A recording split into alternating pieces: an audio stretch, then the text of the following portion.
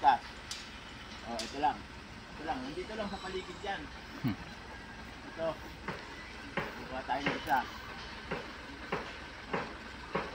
Sa paligid lang natin yan, oh. Oh, ito. No!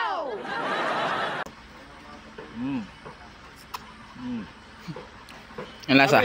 What? Matamis.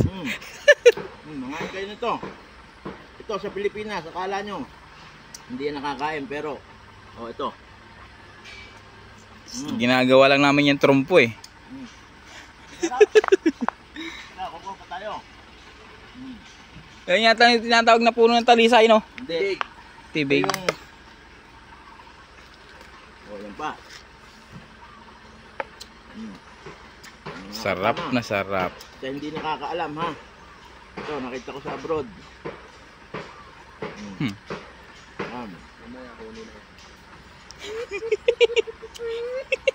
Matamis pare. Yung mga hindi pa nakakakilala. Ito, sa Pilipinas lang to, tibig. Anong sabi? Wala kaming pakialam!